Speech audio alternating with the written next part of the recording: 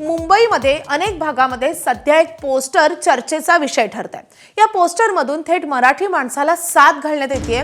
पायाखालची जमीन एकदा गेली की ती परत येत नसते। मराठी माणसा, मुंबई वाचव ही तुझ्या अस्तित्वाची शेवटची लढाई आहे।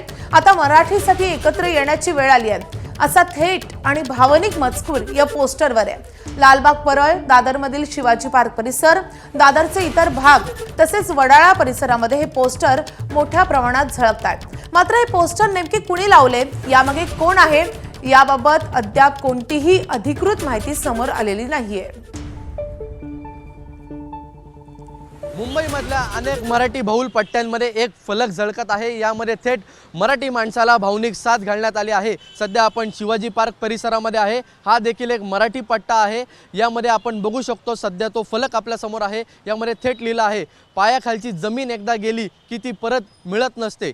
मराठी माणसा, मुंबई वाचव ही तुझ्या अस्तित्वाची शेवटची लढाई आहे। यावेळी तुला मराठीसाठी एकत्र यावंच लागेल। कुठेतरी आगामी महानगरपालिका निवडणूक लक्षात घेत कोणीतरी हे फलक हे लावले आहेत। यामध्ये थेट मराठी माणसाला भावनिक साथ घालण्यात आली आहे। नेमके हे फलक कोणी लावले आहेत हे अद्यापही स्पष्ट झालेलं नाही, पण नक्कीच हे महानगरपालिका निवडणूक अनुषंगाने हे फलक लावण्यात आले आहे। यामध्ये वडाळा, लोअर परेल, दादर अशा विविध भागांमध्ये हे फलक लावून मराठी माणसाला एक भावनिक साथ घालण्यात आली आहे।